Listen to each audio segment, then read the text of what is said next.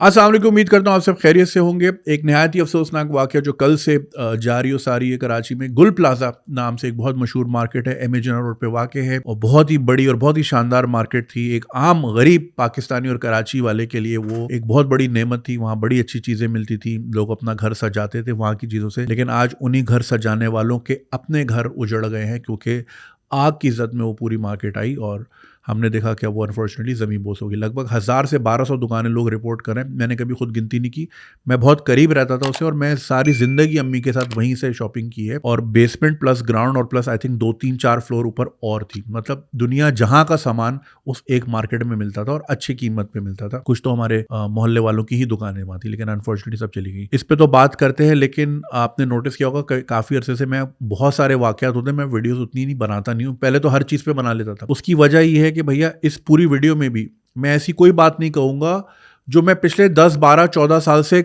Already कहता आ रहा हूँ। वही बातें हैं। बात यह कि मैं एक ही बात कर करके भाई थक गया हूँ। बात करने का मकसद, वीडियो बनाने का मकसद लाइक्स और शेयर बटोरने नहीं होते। मकसद होता है कि इसको लेके लोग अपना हक जाने, कोई एक्शन हो और उस एक्शन की बदौलत कि एक आम कराची वाले की या पाकिस्तानी की जिंदगी में थोड़ी सी बेहतरी आ जाए। लेकिन भैया वही स्क्रिप्ट, सैलाब आ जाए वही स्क्रिप्ट, जहाज गिर जाए वही स्क्रिप्ट, बारिश हो जाए वही स्क्रिप्ट, आग लग जाए वही स्क्रिप्ट। तो मैं मेरा आप यकीन करें, मेरा दिल उचाट ही हो गया कि बंदा लगता है दीवार से ही बातें कर रहा है, क्योंकि कोई हासिल हुसूल है नहीं और रस्मी सी बातें होती हैं। यहाँ इंशाल्लाह माशाल्लाह करके लोग आगे निकल जाते हैं, खल्ली वल्ली दूसरे हादसे का वेट करते हैं। आपको याद होगा और मुझे तो अच्छी तरह याद है, 2007 में PNSC एक बिल्डिंग है पोर्ट के साथ, ये जो आप पोर्ट ग्रैंड जाते हो उसके साथ एक बिल्डिंग है, बड़ी ऊंची सी शानदार, 22-24 फ्लोर की, गालिबन 18-20 फ्लोर की, इस तरह की वो है।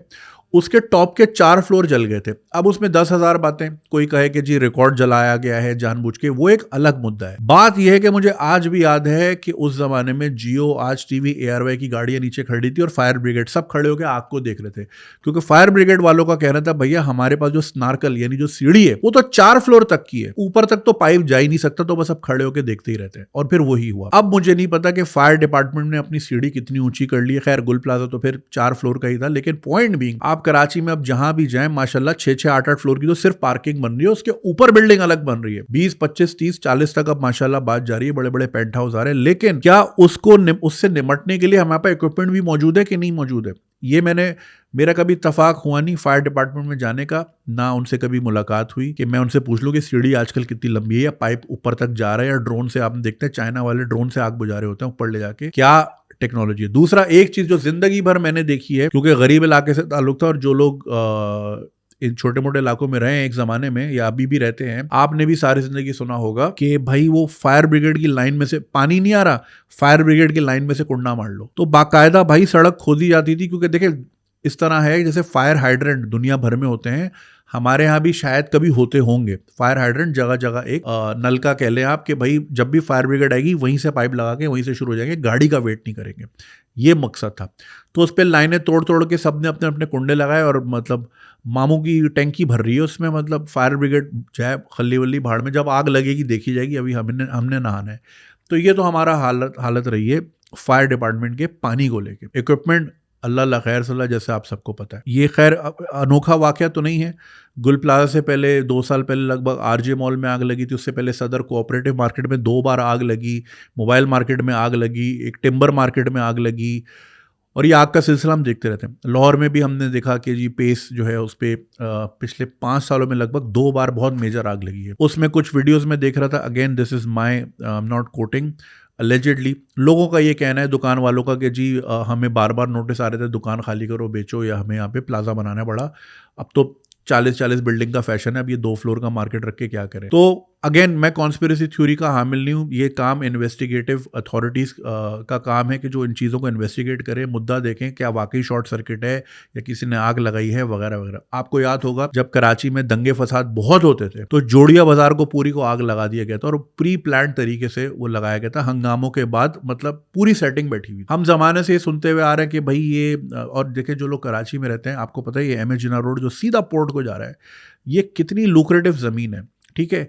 इस पे बहुत लोगों की बहुत अरसे से बहुत चीज़ों पे नज़रें हैं। कुछ बिल्डिंग्स जो हैं यहाँ पे चूँकि हेरिटेज में आती हैं उसको आप हाथ नहीं लगा सकते। कुछ में लोगों ने पुरानी बिल्डिंगें खरीद ली, तोड़ दी। पगड़ी सिस्टम बड़ा चलता है, वो उस पे लोगों से खरीद के वहाँ बड़े-बड़े प्लाज़े बना दिए वगैरह-वगैरह। ख़ैर अगेन कॉन्स्पिरेसी थ्योरी में कुछ नहीं कह रहा, मैं ये नहीं कह रहा कि कोई साज़िश है या फलाना-ढिमकाना। देखिए शॉर्ट सर्किट बिल्कुल हो सकता है। आप किसी मार्केट में चले जाएं पाकिस्तान की, आपको तारों का एक जाल नजर आएगा, इंतहाई मिसमैनेज चीजें नजर आएंगी। देखें विक्टिम ब्लेमिंग नहीं कर रहा, मैं पॉइंट पे आ रहा हूं। ये काम फायर डिपार्टमेंट का नहीं, ये सिविल डिफेंस का काम है, जो कि ये देखे भाई जगह जगह। आपने कभी किसी मार्केट में फायर हाइड्रेंट का पाइप, शायद ये डब्बा लगा हो, पाइप पता नहीं उस पर होना हो, गुटके की पी के उस पर पूरी होती है, ठीक है।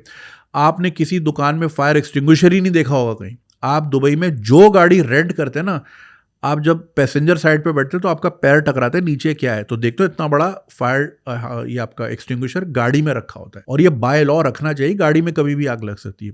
यहाँ बड़ी बड़ी दुकानें, बड़े बड़े प्लाजा, लेकिन आपको वहाँ ये चीज़ें नजर नहीं आ रही होती। फायर ड्रिल्स बार बार साल में कम से कम 4 बार करवानी चाहिए, जिसको ट्रेनिंग कहते हैं। हम देखते हैं कॉर्पोरेट के ज़माने में भी जब हम नौकरी करते थे तो हम सबसे नॉन सीरियस जिस चीज़ को लेते थे फायर ड्रिल को लेते थे। हमारा मिजाज ही यही है आफतों को लेके कि जब होगी देखी जाएगी और अल्लाह मालिक है। भाई कोई वजह है कि ये चीज़ें दुनिया में एग्जिस्ट करती हैं, दुआ से बिल्कुल काम चलेगा, लेकिन अकल भी लगानी है। तो उस पर कोई ध्यान नहीं, इन चीज़ों का चेक्स नहीं कि भाई ये जो तारें जा रही हैं कहीं शॉर्ट सर्किट का जरिया तो नहीं बन जाएंगी। महीने 2 महीने में आप इसका एक पूरा ऑडिट करवाएं, तारों का ऑडिट करवाएं, आपके कितना फायर सेफ्टी।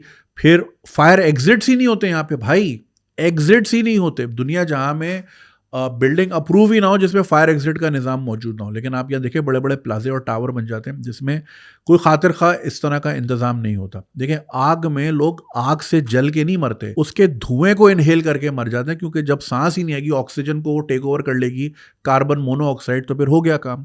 जो हम सर्दियों में भी अक्सर देखते हैं कि लोग गाड़ी में जो हीटर लगा के सो जाते हैं वो सुबह उठते ही नहीं है। मरी वाले वाक़े में आपको याद होगा, या फिर पंजाब भर में जब लोग हीटर लगा के सोते हैं, कई कई बार हमने देखा है कि जी फैमिली नींद में ही निकल गई, क्योंकि आपको पता ही नहीं चला कि कब ऑक्सीजन को कार्बन मोनोऑक्साइड ने टेक ओवर कर लिया। खैर बात कहाँ से कहाँ निकल गई, लेकिन भाई प्रॉपर ट्रेनिंग्स, रेगुलर चेकअप्स, ये चीज़ें भी ज़रूरी हैं। हम हमेशा देखते हैं जी, हम रिएक्टिव सोच, सैलाब आएगा तो फिर देखेंगे कि जी हाँ यूएसएड हमें टेंट दे दे, तुर्की वाले हमें मेडिकल का सप्लाई दे दे, खाना यूक्रेन दे दे, फलाना ढिमकाना। अरे भाई वो आए ही ना, उसका तो कोई एहतमाम करे। लेकिन सब ने जो है ना बस रिएक्टिव सोच रखी हुई है, प्रोएक्टिव सोच हमें कहीं नजर नहीं आती।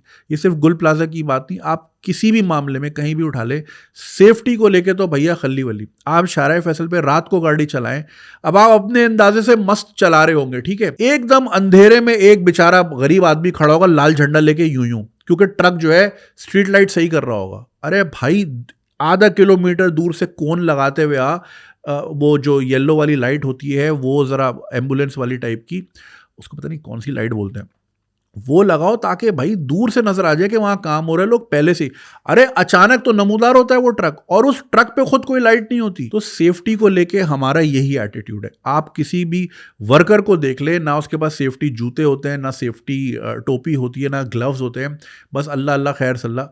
तो पॉइंट ये है हमारा, आफतों को लेके हमारा एटीट्यूड ये है। तो फिर जब इस तरह के वाकयात हो जाते हैं, देखिए मैं ये नहीं कह रहा कि बिल्कुल कोताही नहीं है, गवर्नमेंट की तरफ से बिल्कुल होगी, सिविल डिफेंस का इदारा अपना काम कर रहा है नहीं कर रहा, फायर हाइड्रेंट्स मौजूद हैं या नहीं है, हमने तो कभी नहीं देखे। आपको याद होगा निंजा टर्टल का एक गेम होता था, निंजा टर्टल जब मशहूर हुआ तो उसका वीडियो गेम आया, तो उसमें एक था कि वो अगर डोनाटेलो अपना डंडा मारे ना हाइड्रेंट पे तो पानी आता था, और श्रेडर के जो आदमी थे वो उड़ के जाते थे।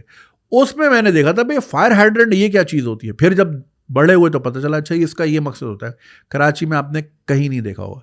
दुबई में एक बार मैंने अपनी गाड़ी अपने फ्लैट के नीचे जो पार्किंग थी वो फुल हो गई थी, तो मैंने फुटपाथ पे लगा दी, क्योंकि सब फुटपाथ पे रात को लगा देते थे, सुबह 8 बजे निकाल लेंगे।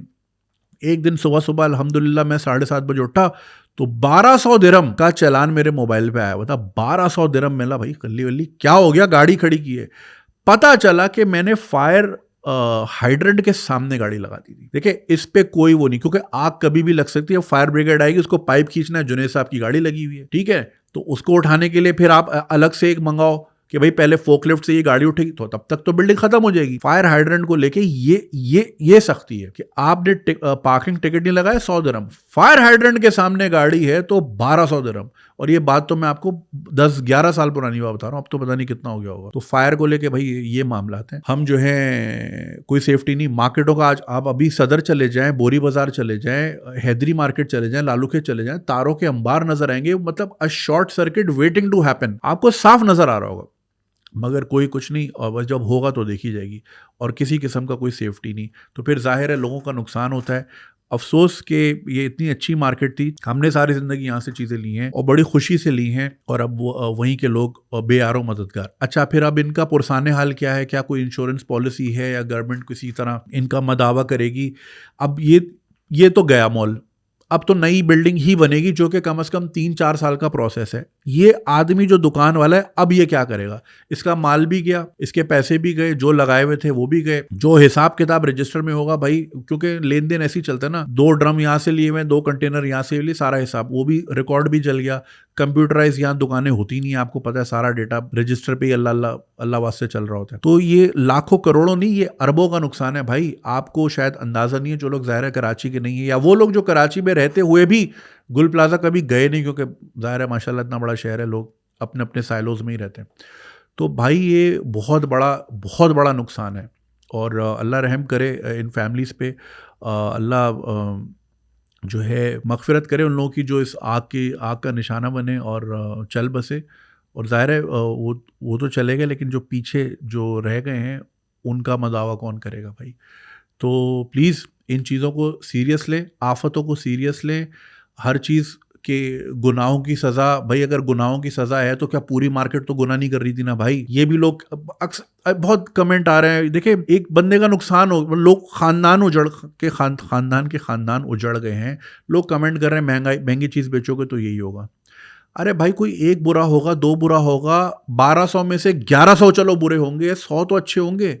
ये सबको ऐसे लपेट देना, ये भी अच्छी बात नहीं है यार। लोगों का नुकसान हुआ है, आप कुछ नहीं कर सकते, आप सिर्फ दुआ दे सकते हो, या एक ना सहारे वाला कमेंट कर दो। कुछ तो दाद रसी हो, जो जिसका सब कुछ उजड़ गया, अब वो कमेंट पड़ेगा, उसमें वो आप ही की गालियां पड़ेगा और आप किस तरह इनसेंसिटिव रिमार्क्स पड़ेगा। हाँ, महंगा बेचते थे तो सही हुआ, मेमन सेठ पहले ही बड़ा लूटता है, फलाना ढिमकाना, हर किस्म की लोग बातें कर रहे हैं। तो भाई आप उसको बसी, जो चला गया वो तो चला गया, जो जिंदा है आप उसको अपने इन अल्फाजों से मार रहे हो।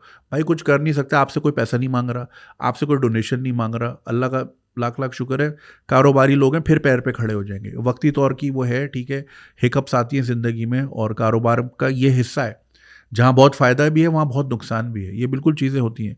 मगर आप कम से कम अपने आप को तो इस तरह इन चीज़ों में ना डालें। खैर, बहुत सारी दुआएं मार्केट वालों के लिए। अब ये अगेन अल्लाह की मर्ज़ी कह के इसको आगे ना डालें भाई, अल्लाह की तो मर्ज़ी और भी अच्छी चीज़ों में ज़ाहिर है, लेकिन करना आपने ही है। तो प्लीज़ इन चीज़ों से कुछ सीखें, वरना ऐसा ना हो कि आज 2026 में वीडियो बना रहा हूँ, खुदा ना खास्ता 2028, 29, 30 में फिर किसी मार्केट को लेके या किसी बिल्डिंग को लेके हम बैठे हों। इन चीज़ों से जब तक हम सीखेंगे नहीं, और जब तक देखें चीज़ें क्यों नहीं बदलती, चीज़ें इसलिए नहीं बदलती, हमने कभी किसी जिम्मेदार शख्स को जो कि एक बड़ी पोस्ट पे है, उसकी हमने ज़्यादा से देखा जी इसका ट्रांसफ़र हो गया, हमने कभी उसको जेल जाते हुए नहीं देखा, कभी हमने उसको 15 साल 14 साल की कैद बामुशक्कत के, भाई तुम्हारी नेग्लिजेंस की वजह से इतने अरबों रुपए का नुकसान हुआ, हमने ये चीज़ें कभी देखी नहीं। तो जब किसी किस्म का कोई रिपरकशंस ही नहीं होंगे तो बस ठीक है सर, हो गया। जब तक कोई जेल नहीं जाएगा ना इन कोताहियों के पीछे, इन इन्वेस्टिगेशंस के बाद, जब तक किसी को सज़ा नहीं होगी बुरी वाली, तब तक ये डर नहीं बैठेगा। और जब तक डर नहीं बैठेगा, खल्ली वल्ली, सांप तो दफ्तर में बैठा है, सांप का काम तो चल रहा है, और भी मार्केटें देखने को, ठीक है, हो गया। तो जब तक हम इस तरह परसू नहीं करेंगे ना चीज़ों को कि भाई ये किसी की नेग्लिजेंस है तो किसकी है, और अगर है तो भाई उसको सज़ा मिलनी चाहिए। सज़ा और जज़ा जब तक नहीं होगी, अल्लाह की मर्ज़ी पे डरेंगे, तो फिर बस ठीक है, फिर अगले वाक़े का इंतज़ार करें। बहुत सारी दुआएं तमाम लवाहिकीन के लिए, अल्लाह आप सबको हिम्मत दे, ताकत दे इस सानहे से निमटने की, और अल्लाह कभी भी किसी पे इतना बोझ नहीं डालता कि वो उठा ना सके। तो आज ये एक दुकान खड़ी की थी, इंशाल्लाह कल दुआओं के साथ और मेहनत के साथ आप माशाल्लाह दोबारा पैरों पे खड़े हो जाएंगे। लेकिन बहुत सारी दुआएं, बहुत अफसोसनाक वाक़या है, और दिल को और ज़्यादा फील होता है कि जब सारी ज़िंदगी यहीं से चलते चलते हम स्कूल गए, सारी ज़िंदगी देखी है मार्केट, तो बड़ा दुख होता है। खैर, अल्लाह हम सब काम ही हो नासिर, बहुत शुक्रिया।